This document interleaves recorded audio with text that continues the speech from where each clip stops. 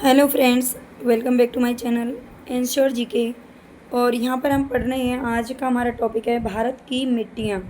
तो भारत की मिट्टियों के बारे में हम पढ़ेंगे। जो भी क्वेश्चन आज तक पूछे गए हैं यहाँ पर हम 45 प्लस कुछ क्वेश्चन करेंगे। और उम्मीद है कि ये वीडियो आपको काफ़ी पसंद आएगी और आपके लिए हेल्पफुल भी काफ़ी रहेगी। तो चलते हैं हम अपने फर्स्ट क्वेश्चन की तरफ। अगर आपको पसंद आती है तो प्लीज़ पूरी वीडियो ज़रूर देख लेना और चैनल को सब्सक्राइब भी कर लेना और अपने दोस्तों के साथ में शेयर भी कर देना। करेक्ट आंसर हमारे यहाँ पर पहले का देखते हैं। क्या कह रहा है पहला क्वेश्चन, भारतीय कृषि अनुसंधान परिषद ICAR जिसे बोला जाता है, इसके अनुसार भारत में कितने प्रकार की मिट्टियाँ पाई जाती हैं। तो भारत में कितने प्रकार की मिट्टी पाई जाती हैं? 4, 5, 6 या फिर 8। अगर हम भारत की बात करते हैं तो जो मिट्टियों की संख्या वो होती है 8। ठीक है, 8 प्रकार की मिट्टी पाई जाती है हमारे भारत में, ये आपको ध्यान रखना है। नेक्स्ट हमारा क्वेश्चन है, क्षेत्रीय विस्तार और कृषि में महत्व की दृष्टि से भारतीय मिट्टियों के कितने प्रमुख वर्ग हैं। क्षेत्रीय विस्तार और कृषि में महत्व की दृष्टि से, ठीक है, जो कृषि में महत्व जिनका होता है, जिन मिट्टियों का, तो वो कितने वर्गों में बांटा गया है। तो सेकंड का हमारा करेक्ट आंसर क्या होगा? 2, 3, 4 या 6। तो राइट आंसर हमारा हो जाएगा कितने वर्गों में रखा गया है। तो ये 4 वर्गों में रखा गया है। ठीक है, 4 वर्ग हैं जिन्हें महत्व की दृष्टि से, कृषि में महत्व की दृष्टि से अलग अलग वर्गों में बांटा गया है। 4 वर्ग हैं। आगे हैं, भारत में सबसे अधिक उपजाऊ मृदा कौन सी है। भारत में सबसे अधिक उपजाऊ मृदा कौन सी है? लाल मृदा, काली, जलोढ़ या फिर चूनेदार मृदा। तो तीसरे में हमारा करेक्ट आंसर हो जाएगा जलोढ़ मृदा। ठीक है, जो जलोढ़ मिट्टी होती है ये सबसे अधिक उपजाऊ मानी जाती है। ये आप ध्यान रखना, जहाँ पर ये मिट्टी होती है वहाँ की भूमि बहुत ही उपजाऊ मानी जाती है, होती है बल्कि मानी क्या जाती है। भारत के सर्वाधिक क्षेत्र पर किस प्रकार की मिट्टी का विस्तार पाया जाता है। तो भारत के सर्वाधिक क्षेत्र पर, सर्वाधिक यानी कि सबसे अधिक क्षेत्र पर कौन सी मिट्टी पाई जाती है? जलोढ़, काली, डाल या फिर कैटेराइट मिट्टी। ये डाल नहीं है, सॉरी, लाल है। ठीक है, लाल मिट्टी। तो कौन सी मिट्टी पाई जाती है? तो 4 में हमारा करेक्ट आंसर हो जाएगा जलोढ़ मिट्टी। ठीक है, जलोढ़ मिट्टी पाई जाती है जो कि सबसे अधिक उपजाऊपन लिए हैं। और हमारे देश में इसीलिए जो कृषि है वो भी मुख्य रूप से ज़्यादातर भाग पर की जाती है। नेक्स्ट है हमारा क्वेश्चन, तटीय मैदानों और उत्तर भारत के मैदानों में उत्कृष्ट मृदा कौन सी है। उत्कृष्ट यानी कि सर्वोत्तम मृदा कौन सी है? तटीय मैदान यानी कि जो समुद्रों से लगने वाले जो क्षेत्र हैं, और उत्तर भारत के मैदानों में। तो यहाँ पर हमारा करेक्ट आंसर कौन सा हो जाएगा? जलोढ़, रूड़ा, काली या फिर लाल मिट्टी। तो यहाँ पर हमारा करेक्ट आंसर कौन सा हो जाएगा? ये रुक्ष है ना, शुष्क या रुक्ष से बोलते हैं। तो करेक्ट आंसर हमारा 7 में हो जाएगा ए, जलोढ़ मिट्टी पाई जाती है। ठीक है, तटीय मैदान और जो उत्तर भारत के मैदान हैं, आप देखेंगे कि हमारे उत्तर भारत के मैदान में हरियाणा, पंजाब है ना, और दिल्ली और इधर की साइड में जो खेती बाड़ी है वो बहुत ज़्यादा मात्रा में की जाती है ना। यहाँ पर फसल अच्छी खासी पैदा होती है, उत्तर प्रदेश, मध्य प्रदेश। तो ये उत्तर भारत के मैदान है। ठीक है, जलोढ़ मिट्टी यहाँ पर उत्कृष्ट मृदा के रूप में पाई जाती है। नवीन जलोढ़ मिट्टी को अन्य किस नाम से जाना जाता है? नवीन जलोढ़ मिट्टी को और किस नाम से जाना जाता है? बहुत ही मोस्ट इंपॉर्टेंट क्वेश्चन आप लगा लीजिए। तो यहाँ पर हमारा करेक्ट आंसर क्या हो जाएगा? 6 में बताएं। तो राइट आंसर हो जाएगा खादर। ठीक है, जो नवीन जलोढ़ मिट्टी है उसे खादर कहते हैं, और जो पुरानी जलोढ़ मिट्टी है, ठीक है, जो पुरानी जलोढ़ मिट्टी होती है उसे बांगर कहा जाता है। तो दोनों को याद रखना। आगे चलते हैं, पुरानी जलोढ़ मिट्टी को किस अन्य नाम से जाना जाता है? तो ये मैं पहले ही बता चुकी हूँ आंसर, ये हमारा बांगर हो जाएगा। ठीक है, बांगर हो जाएगा, ये आप ध्यान रखना है 9 में। आगे चलते हैं, भारत का संपूर्ण उत्तरी मैदान किस प्रकार की मृदा से बना हुआ है? भारत का संपूर्ण जो उत्तरी मैदान है वो किस प्रकार की मृदा से बनता है? तो यहाँ पर हमारा राइट आंसर क्या हो जाएगा? जलोढ़ मृदा हो जाएगा। ठीक है, जलोढ़ मिट्टी से बनता है भारत का संपूर्ण जो उत्तरी मैदान है।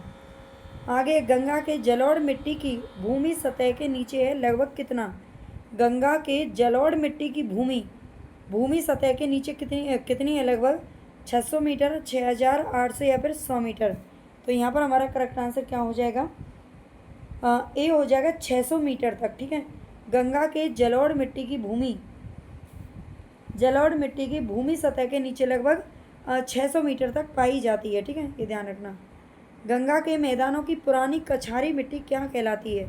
गंगा के मैदानों की पुरानी कछारी मिट्टी को क्या कहते हैं? बांगर, खादर, कल्डर या फिर रेगुर। तो राइट आंसर हमारा हो जाएगा बांगर। ठीक है, इसे बांगर ही कहा जाता है। पुरानी कछारी मिट्टी भी कहते हैं, ये बांगर कहलाती है, और नवीन को खादर बोलते हैं। निम्न में से किस प्रकार की मिट्टी के लिए न्यूनतम उर्वरक की आवश्यकता होती है? किस प्रकार की मिट्टी के लिए न्यूनतम उर्वरक की आवश्यकता होती है? काली, लाल, जलोढ़ या फिर लेटेराइट मिट्टी। तो यहाँ पर हमारा करेक्ट आंसर क्या हो जाएगा? न्यूनतम उर्वरक की। देखो, जो उपजाऊ होगी, जो मिट्टी अपने आप में बहुत ही उपजाऊ होगी, उसको अलग से हमें बहुत सारे केमिकल्स या फिर उर्वरक डालने की ज़रूरत क्यों पड़ेगी, है ना? क्योंकि वो अपने आप में ही उपजाऊ है। तो राइट आंसर हमारा हो जाएगा सी, जलोढ़ मिट्टी, है ना, जो कि सबसे अधिक उपजाऊ होती है। गंगा के मैदान की पुरानी कछारी मिट्टी क्या कहलाती है? तो पुरानी कछारी मिट्टी को क्या कहते हैं? बांगर कहते हैं। ये बार बार क्वेश्चन पूछे जाते हैं, ध्यान रखना, अलग अलग एग्जाम्स में पूछे गए हैं। भारत के समस्त स्थल भाग का कितना प्रतिशत जलोढ़ मिट्टी से ढका हुआ है? भारत के समस्त स्थल भाग का, है ना, सारे स्थल भाग का कितना प्रतिशत जलोढ़ मिट्टी से ढका है? तो राइट आंसर हमारा कौन सा हो जाएगा? 13 में आपको करेक्ट आंसर बताना है। भारत के समस्त स्थल भाग का कितना प्रतिशत जलोढ़ मिट्टी से ढका है? तो राइट आंसर हमारे यहाँ पर क्या हो जाएगा? बी हो जाएगा, 24%। ठीक है, 24% भाग पर जलोढ़ मिट्टी है, ये ध्यान रखना। आगे क्वेश्चन है, जलोढ़ मिट्टी में जब बालू के कणों और चीका की मात्रा लगभग बराबर होती है तो उसे क्या नाम दिया जाता है? जलोढ़ मिट्टी में जब बालू के कणों और चीका की मात्रा लगभग बराबर होती है तो उसे क्या नाम देते हैं? रेह, कल्लर, रेगुर या फिर दोमट मिट्टी। तो 14 में हमारे यहाँ पर करेक्ट आंसर क्या हो जाएगा? 14 में हमें आंसर बताना है। राइट आंसर हमारा हो जाएगा दोमट मिट्टी। ठीक है, उसे क्या नाम दिया जाता है? दोमट मिट्टी नाम दिया जाता है जब जलोढ़ मिट्टी में बालू के घन और चीका की मात्रा लगभग बराबर रहती है। आगे क्वेश्चन है, भारत में पाई जाने वाली कौन सी मिट्टी क्रेस्टेशियस युग में दरारी उद्भेदन से निक्षेपित पदार्थों से बनी हुई है? तो भारत में पाई जाने वाली कौन सी मिट्टी है जो क्रेस्टेशियस युग में दरारी उद्भेदन से निक्षेपित पदार्थों से बनती है?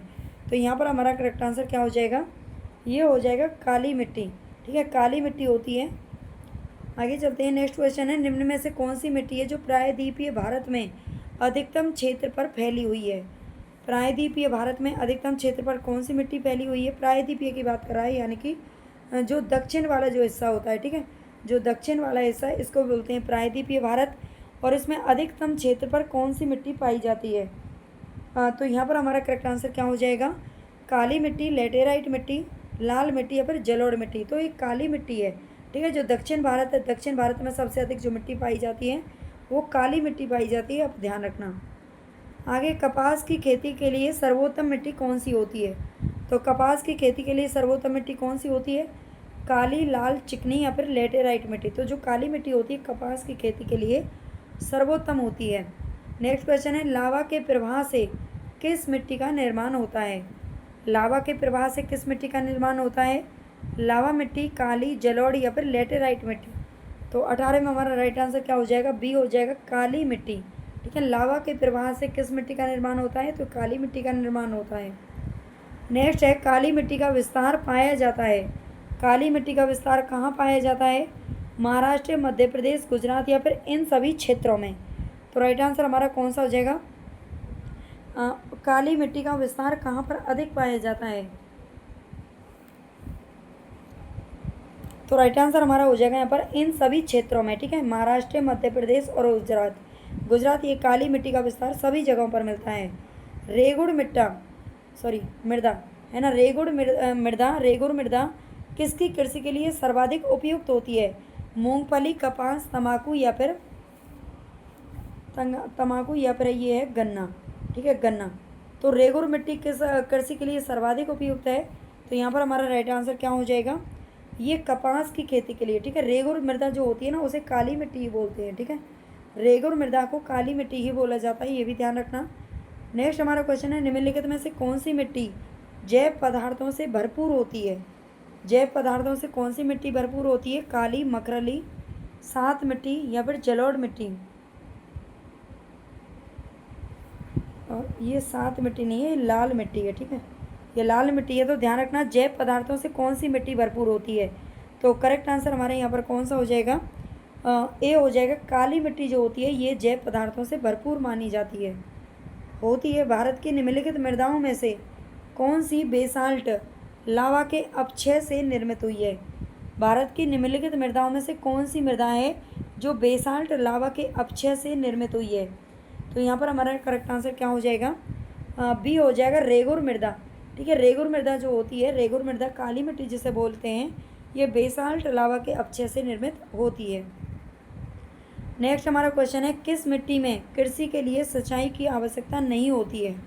कौन सी मिट्टी है जिसमें कृषि के लिए सिंचाई की आवश्यकता नहीं होती? लाल, काली, जलोढ़ या फिर कैटेराइट मिट्टी, है ना। ये कैटेनाइट नहीं बल्कि लेटेराइट है ना, लेटेराइट मिट्टी। तो कौन सी मिट्टी है जिसमें सिंचाई की आवश्यकता नहीं होती है? तो यहाँ पर हमारा कौन सा आंसर हो जाएगा? काली मिट्टी होती है जिसमें सिंचाई की आवश्यकता नहीं होती है। ठीक है, काली मिट्टी अपने आप में बहुत उपजाऊ होती है और कपास की खेती के लिए सर्वोत्तम मानी जाती है। निम्न में से किस प्रकार की मिट्टी को रेड मिट्टी के नाम से भी जाना जाता है? रेड मिट्टी यानी कि लाल मिट्टी, है ना। रेड मिट्टी किसे कहेंगे भाई? लाल मिट्टी को कहेंगे। ठीक है, वैसे ये लाल नहीं है, रेगुड़ मिट्टी है। ठीक है, रेगुड़ मिट्टी है ये थोड़ा सा मिसप्रिंट है, एक्चुअली ये किसी और से करवाया गया है ना, अभी बच्चा है, चलो हो जाती है गलती। रेगुड़ मिट्टी के नाम से भी जाना जाता है। तो राइट आंसर हमारे यहाँ पर कौन सा हो जाएगा? ये लाल काली मिट्टी को जाना जाता है रेगुड़ मिट्टी के नाम से। आगे चलते हैं, निम्नलिखित में से किस मिट्टी के बारे में यह कहा जा सकता है कि इसकी स्वतः ही क्या होती है?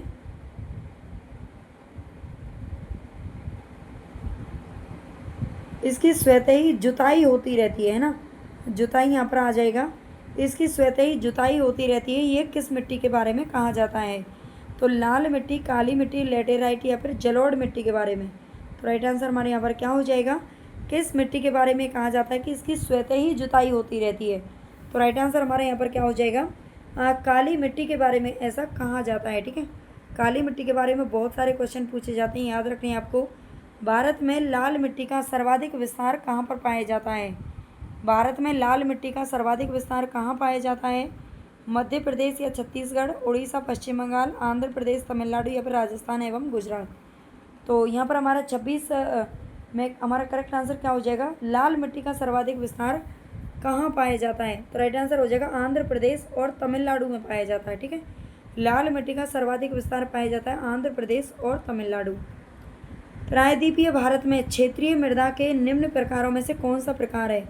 जो प्रायद्वीपीय भारत है उसमें क्षेत्रीय मृदा जो पाई जाती है ना, वहाँ के क्षेत्रों में जो मृदा पाई जाती है उसमें निम्न प्रकार में से कौन सा प्रकार है? तो यहाँ पर हमारा 27 में करेक्ट आंसर क्या हो जाएगा? लाल और पीली मृदा होती है। ठीक है, लाल और पीली मृदा होती है जो प्रायद्वीपीय भारत के क्षेत्रीय मैदानों में पाई जाती है। तमिलनाडु के 2/3 क्षेत्र पर किस मिट्टी का विस्तार पाया जाता है? तमिलनाडु के 2/3 क्षेत्र पर किस मिट्टी का विस्तार पाया जाता है? तो 28 में हमारा करेक्ट आंसर क्या हो जाएगा? लाल मिट्टी हो जाएगा। ठीक है, लाल मिट्टी का विस्तार तमिलनाडु के सबसे अधिक भाग पर पाया जाता है। लेटेराइट मिट्टी महत्वपूर्ण रूप से पाई जाती है कहाँ पर? लेटेराइट मिट्टी महत्वपूर्ण रूप से कहाँ पर पाई जाती है?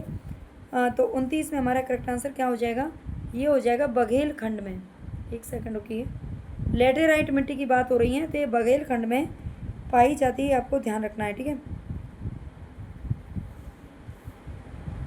एक सेकंड, ये लेटेराइट मिट्टी की बात हो रही है तो ये मालाबार तटीय क्षेत्र में पाई जाती है। ठीक है, मालाबार तटीय क्षेत्र में पाई जाती है, आपको ध्यान रखना है जो लेटेराइट मिट्टी है। ठीक है, आंध्र प्रदेश यानी कि प्रायद्वीपीय भारत में पाई जाती है। किस मिट्टी में लोहे और एल्यूमिनियम की ग्रंथियाँ पाई जाती हैं? कौन सी मिट्टी है जिसमें एल्यूमिनियम और लोहे की ग्रंथियाँ पाई जाती हैं? तो यहाँ पर हमारा करेक्ट आंसर क्या हो जाएगा? ये हो जाएगा लेटेराइट मिट्टी। ठीक है, लेटेराइट मिट्टी जो होती है उसमें लोहे और एल्यूमिनियम की ग्रंथियाँ पाई जाती हैं, इनके तत्व मिलते हैं। लेटेराइट मिट्टी का प्राधान्य क्या है? लेटेराइट मिट्टी का प्राधान्य क्या है? तो ये हो जाएगा ए मालाबार तटीय क्षेत्र हो जाएगा। ठीक है, यहाँ पर सबसे अधिक मिलती है। भारत में निम्नलिखित में से कौन सी मृदा समूह लोहे का अतिरेक होने के कारण अनउर्वरक होता जा रहा है? लोहे का अतिरेक होने के कारण कौन सी मिट्टी है जिसमें लोहे का मतलब मात्रा अधिक है, उसके कारण ये अनउर्वरक होता जा रहा है। ठीक है, अनउर्वरक यानी कि अनउपजाऊ होती जा रही है। तो यहाँ पर हमारा 32 में करेक्ट आंसर क्या हो जाएगा? 32 में आपको राइट आंसर बताना है, तो ये है लेटेराइट मिट्टी। ठीक है, लेटेराइट अभी हमने ऊपर देखा था, लोहे और एल्युमिनियम की मात्रा इसमें पाई जाती है। निम्नलिखित में से कौन सी मिट्टी है जो सूख जाने पर ईंट की तरह कठोर एवं गीली होने पर दही की तरह लिपलिपी हो जाती है? तो कौन सी ऐसी मिट्टी है भाई जो पानी डाल दें तो बिल्कुल लिपलिपी हो जाएगी और अगर सूख जाएगी तो ईंट की तरह कठोर हो जाती है? तो हमारे यहाँ पर करेक्ट आंसर क्या हो जाएगा? ये हो जाएगी लेटेराइट मिट्टी। ठीक है, लेटेराइट मिट्टी होती है जो सूख जाने पर ईंट की भांति कठोर हो जाती है और गीली होने पर दही की तरह लिपलिपी हो जाती है। भारतीय कृषि एवं अनुसंधान परिषद के अनुसार भारत की लगभग कितनी प्रतिशत भूमि मृदा अपरदन की समस्या से प्रभावित है? मृदा अपरदन आप जानते हैं, मृदा का कटाव होना यानी कि मृदा का बह जाना। ठीक है, तो कितनी भूमि है जो इससे ग्रस्त है? तो 34 में हमारा करेक्ट आंसर क्या हो जाएगा, ये आपको बताना है। राइट आंसर है हमारे यहाँ पर 60%। ठीक है, 60% जो भूमि है ये मृदा अपरदन की समस्या से प्रभावित है, ये ध्यान रखना। उपजाऊ जलोढ़ मृदा का उत्पादन करने के लिए सबसे उपयुक्त क्या है? उपजाऊ जलोढ़ मृदा का उत्पादन करने के लिए सबसे उपयुक्त क्या है? तो यहाँ पर हमारा करेक्ट आंसर क्या होगा? ये हो जाएगा चावल। ठीक है, जो चावल है ये जलोढ़ मृदा का उत्पादन करने के लिए सबसे उपयुक्त है। निम्नलिखित में से किस राज्य में लेटेराइट मिट्टी पाई जाती है? तो इन राज्यों में से किस में लेटेराइट मिट्टी मिलती है? आंध्र प्रदेश और तमिलनाडु तो हम पढ़ चुके हैं, है ना। लेकिन यहाँ पर ना तो आंध्र प्रदेश दे रखा है और ना ही आपका तमिलनाडु। तो यहाँ पर हमारा करेक्ट आंसर कौन सा हो जाएगा? यहाँ पर लेटेराइट मिट्टी किस में मिलती है? तो करेक्ट आंसर हमारा हो जाएगा केरल। ठीक है, केरल, तमिलनाडु, आंध्र प्रदेश उधर की साइड में ही मिलती है। नेक्स्ट क्वेश्चन है, मृदा अपरदन को कैसे रोका जा सकता है? तो मृदा अपरदन को भाई कैसे रोक सकते हैं? राइट आंसर हमारे यहाँ पर क्या होगा? पक्षी संख्या में वृद्धि द्वारा, वनस्पति उन्मूलन द्वारा, वन रोपण के द्वारा। तो राइट आंसर हमारा हो जाएगा वन रोपण के द्वारा, यानी कि ज़्यादा से ज़्यादा वनों को लगाकर हम मृदा अपरदन को रोक सकते हैं। रेगुर मिट्टी का दूसरा नाम क्या है? तो ये है रेगुर मिट्टी का काली मिट्टी दूसरा नाम हो जाएगा। ठीक है, रेगुर मिट्टी को काली मिट्टी के नाम से भी जानते हैं। रेगुर मिट्टी सबसे अधिक कहाँ पर पाई जाती है? तो रेगुर मिट्टी सबसे अधिक कहाँ पर पाई जाती है आपको बताना है। करेक्ट आंसर हमारा हो जाएगा महाराष्ट्र है। ठीक है, महाराष्ट्र में पाई जाती है। आगे हमारा क्वेश्चन है, निक्षालन और ऑक्सीकरण द्वारा निर्मित मृदा कौन सी होती है? निक्षालन और ऑक्सीकरण द्वारा निर्मित मृदा कौन सी होती है? तो राइट आंसर हमारे यहाँ पर कौन सा हो जाएगा? ये हो जाएगा मखरला मिट्टी। ठीक है, मखरला मिट्टी हमारा आंसर सही हो जाएगा। नेक्स्ट हमारा क्वेश्चन है, निम्नांकित अपरदन के प्रकारों में से किसके कारण चंबल के खड्ड बने हुए हैं? जो चंबल के खड्ड हैं वो किसके कारण बने हुए हैं? तो यहाँ पर हमारा राइट आंसर क्या हो जाएगा? अवनलिका। ठीक है, अवनलिका के द्वारा बने हुए हैं। आगे हमारा क्वेश्चन है, मृदा अपरदन क्षेत्र के उपचार हैं। मृदा अपरदन क्षेत्र के उपचार हैं। तो यहाँ पर हमारा देखते हैं, कूट देना दे रखा है, एक से अधिक आंसर हमारे यहाँ पर सही होगा। 48 में तो करेक्ट आंसर हमारा हो जाएगा यहाँ पर 1 और 2। ठीक है, समोच्च क्षेत्र की किनाराबंदी और भू उपयोग का विनियमन, ये मृदा अपरदन क्षेत्र के उपचार है। ठीक है, इसमें से हमारा बी ऑप्शन करेक्ट हो जाएगा। आगे चलते हैं, किस प्रकार की मिट्टी में कार्बनिक पदार्थों की अधिकता होती है? किस प्रकार की मिट्टी में कार्बनिक पदार्थों की अधिकता होती है? तो 49 में हमारा 43 आंसर है। 43 में हमारा करेक्ट आंसर कौन सा हो जाएगा? तो ये है काली मिट्टी। ठीक है, काली मिट्टी में कार्बनिक पदार्थों की अधिकता होती है। अगर आपको ये क्लास अच्छी लग रही है तो प्लीज़ चैनल को सब्सक्राइब जरूर कर लेना। ठीक है, महाराष्ट्र में सर्वाधिक मात्रा में पाई जाने वाली उपलब्ध मृदा का प्रकार क्या है? महाराष्ट्र में सबसे अधिक मात्रा में पाई जाने वाली उपलब्ध मृदा कौन सी है? तो राइट आंसर हमारे यहाँ पर क्या हो जाएगा? काली मिट्टी हो जाएगा। ठीक है, काली मिट्टी से क्वेश्चन बहुत अधिक मात्रा में पूछे जाते हैं, आपको अच्छे से पढ़नी पड़ेगी। निम्न राज्यों में से किस में भारत की सबसे बड़ी अंतर्देशीय लवणीय आर्द्र भूमि है? भारत की सबसे बड़ी अंतर्देशीय लवणीय आर्द्र भूमि कहाँ पर है? तो यहाँ पर हमारा राइट आंसर कौन सा हो जाएगा? ये हो जाएगा राजस्थान। ठीक है, जो राजस्थान है यहाँ पर अंतर्देशीय लवणीय आर्द्र भूमि है। नेक्स्ट क्वेश्चन हमारा, निम्नलिखित में से किसका संबंध सफ़ेद नमक से होता है जो शुष्क मौसम के दौरान कुछ क्षेत्रों में भूमि को आच्छादित कर लेता है। तो किसका संबंध सफ़ेद नमक से होता है ये बताना है। तो राइट आंसर हमारे यहाँ पर कौन सा हो जाएगा, और ये हो जाएगा ऊसर, है ना। ऊसर है, ऊसर का संबंध होता है, ये ध्यान रखना है, जो सफ़ेद नमक से होता है। ऊसर बोलते हैं ना जो बंजर ज़मीन होती है, ठीक है, बंजर ज़मीन होता है। बंजर ज़मीन को आप कभी भी देखना, वो बिल्कुल सफ़ेद सफ़ेद हो जाती है ना, सफ़ेद सफ़ेद पड़ी रहती है, उसमें कोई भी जो पैदावार है वो नहीं हो सकती। तो 46 ऑप्शन हमारी क्वेश्चन कंप्लीट हो चुके हैं। इतने ही क्वेश्चन है, उम्मीद है आपको पसंद आई हो, और पसंद आई हो तो प्लीज़ सबसे पहले तो आपका फ़र्ज़ बनता है कि आप सब्सक्राइब कर लें चैनल को, है ना, और इसके बाद लाइक कर देना, और प्लीज़ अच्छा लगे तो शेयर भी ज़रूर कर देना अपने सभी दोस्तों के साथ में। ओके, धन्यवाद।